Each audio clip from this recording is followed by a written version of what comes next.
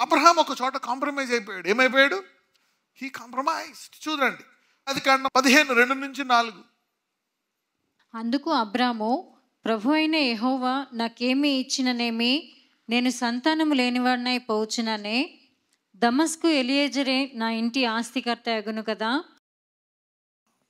కొంచెం డిప్రెషన్ వస్తుంది, బాధ వస్తుంది, వేదన వస్తుంది. అందుకు అబ్రహాము, ప్రభు అయిన యెహోవా నాకేమిచ్చినేమి, నేను సంతానమే లేనివాడినై పోవుచున్నానే, దమస్కు ఎలియాజరే నా ఇంట, నా తర్వాత నా ఆస్తికి నాకు వారసుడు ఎవరు? ఎలియాజరు. విశ్వాస ఎలియాజరా, దమస్త ఎలియాజరా? అంటే అతను విశ్వాసే, తర్వాత విశ్వాసిగా మారాడు. కానీ ఆమె వల్ల కలుగుతుంది, నీ భార్య వల్ల కలుగుతుంది అనేటువంటి వాగ్దానం లేదు ఇక్కడ. అంటే అబ్రహాం ఎక్కడ కాంప్రమైజ్ అయిపోతున్నాడు అనమాట. దీన్ని జయించడానికి దేవుడు కొంత టైం తీసుకున్నాడు. God wants you to overcome your own schemes, your own strategies, your own plans. మనకి మన ప్లాన్స్ కొన్ని ఉంటాయి.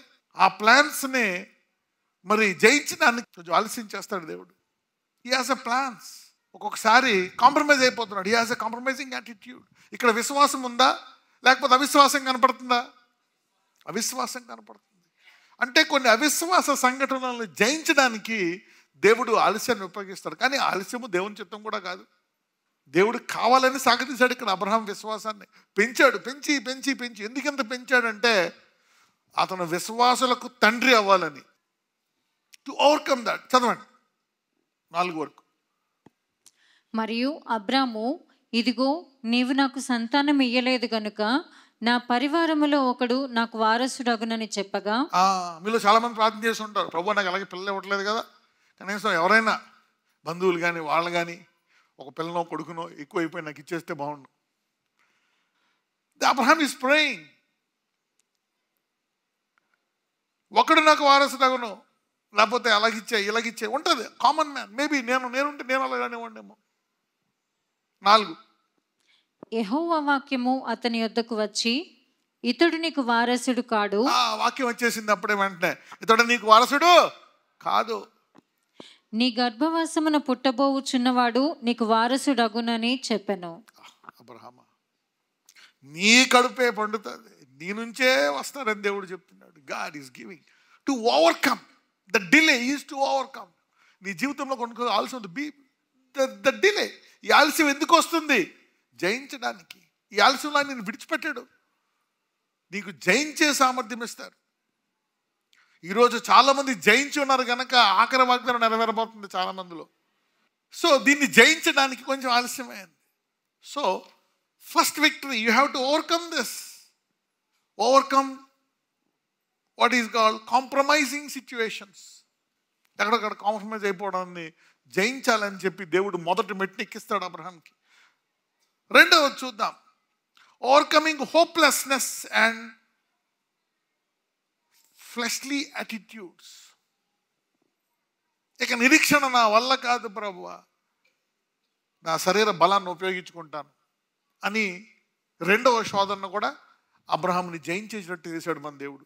ఆదికాండం 16:3-4, జెనసిస్ 16:3-4.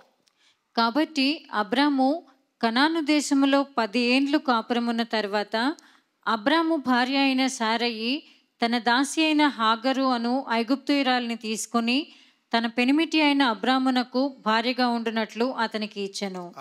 అతడు హాగరుతో పోయినప్పుడు అది గర్భవతి ఆయను. చాలు, లాస్ట్కి ఏం చేసింది? ఇదంతా కాదు కానీ ఏం చేసింది? ఆయన ఎవరికి ఇస్తుంది? హాగర్కి ఇచ్చి ఒప్పించేటట్టు చేస్తుంది. లాస్ట్కి ఇక్కడ నిరీక్షణ లేనిది మరి శరీరంలో పడిపోయాడు అబ్రహాం. దేవుడు దీన్ని కూడా జయిస్తాడు ఆలస్యం. మీకు తెలీదు, ఈరోజు మీరు ఇక్కడ ఉన్నారంటే ఆలస్యమైందంటే 5, 10 ఏళ్ళు, 15 ఏళ్ళు, 4 ఏళ్ళు ఆలస్యమైందంటే ఈ ఆలస్యంలో చాలామంది అనేక విషయాలు జయించారు కనుక ఈ రోజు నుంచి చాలామంది గర్భాలు తెరవబోతున్నాడు దేవుడు. The delay, you have conquered many things in the delay. చాలామంది ఇక్కడ లేరు, ఎందుకు? వాళ్ళు జయించలేకపోయారు. నీవు జయించి ఇంకా విశ్వాసాన్ని పట్టుకున్నావు కాబట్టి ఇక్కడ ఉన్నావు నువ్వు. మొదటగా అబ్రహాం ఏమన్నాడు? కాంప్రమైజ్. ఎక్కడ? ఎలియాజర్ దగ్గర దేవుడు అతనికి జయించే సామర్థ్యం ఇచ్చాడు. తర్వాత మళ్ళా హగర్ దగ్గర. అబ్రహాం పంపించేస్తాడా, ఉంచేసుకుంటాడా హగర్ని, ఇష్మాయిల్ని? ఏం చేస్తాడు? పంపించేస్తాడు. అంటే జయించాడా లేదా? జయించాడు. He overcame that. ఇంకోటి ఏం జయించాడు అబ్రహాంకి? ఫెయిత్ అండ్ పేషెన్స్, విశ్వాసము, నిరీక్షణ. హెబ్రూ 6:12-15. విశ్వాసము చేతను ఓర్పు చేతను వాగ్దానములను స్వతంత్రించుకుని వారిని పోలి నడుచుకున్నట్లుగా మీలో ప్రతివాడును మీ నిరీక్షణ పరిపూర్ణమగు నిమిత్తము మీరు ఇదివరకు కనపరిచిన ఆసక్తిని తుదుమట్టుకు కనపరచవలనని అపేక్షించుచున్నాము. ఓర్పు, సహనము. చదవమ్మా. దేవుడు అబ్రహామునకు వాగ్దానం చేసినప్పుడు తనకంటే ఏ గొప్పవాని తోడు అని ప్రమాణము చేయలేకపోయాను కనుక తన తోడు అని ప్రమాణము చేసి నిశ్చయముగా నేను నిన్ను ఆశీర్వదింతును, నిశ్చయముగా నిన్ను విస్తరింపజేతును అని చెప్పాను.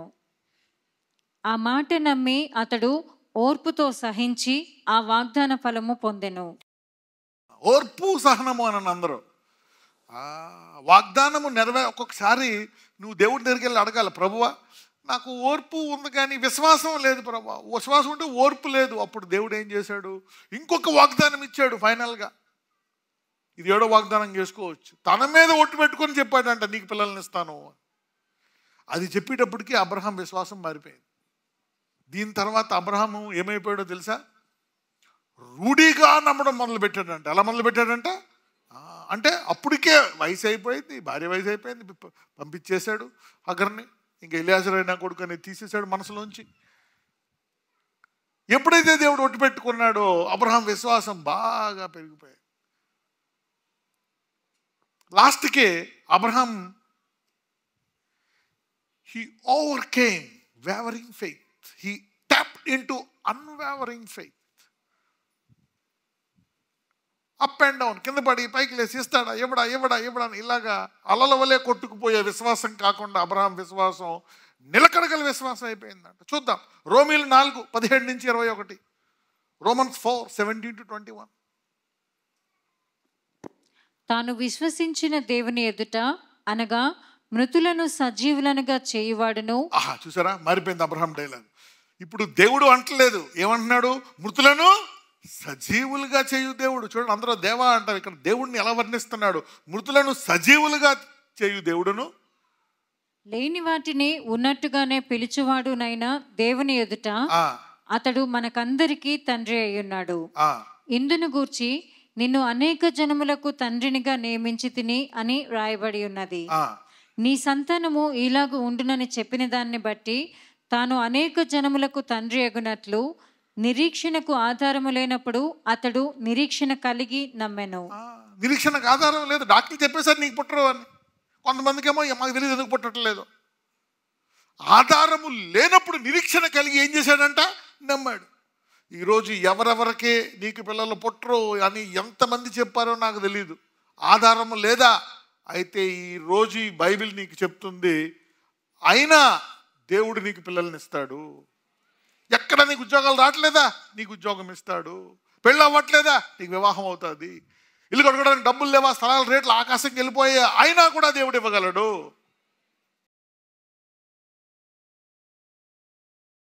అయ్యా నీ బిడ్డలను తాకండి నాయన. Visit them lord, touch them, heal them. ఏ ఏ ప్రాంతంలో వారికి ఇంకా అద్భుతము జరగాలో అద్భుతాన్ని జరిగేటట్లు చేయమని ప్రార్థిస్తున్నాం. Lord let a miracle happen. Visa రావాలా, ఉద్యోగం రావాలా, వివాహము జరగాల. అయ్యా వారింట్లో వాళ్ళ తల్లి స్వస్థపడాలా, హాస్పిటల్ నుంచి బయటికి రావాలా, ఐసీ నుంచి బయటికి రావాలా. Lord bring it to pass. ఇంకా ఏ ఏ ప్రాంతంలో వారు ఫలించాలో ఆ ప్రాంతంలో ఫలించే కృప దయచేయి. అయినా వారికి వాగ్దానంలో there is a promise lord. వీళ్ళందరూ కూడా ఫలించే, ఏ ఏ ప్రాంతంలో ఫలించలేదో ఫలించే వారిగా వారి జీవితాలను మార్చమని నజరేయుడైన యేసుని మనం ప్రార్థిస్తున్నాము తండ్రి. ఆమేన్.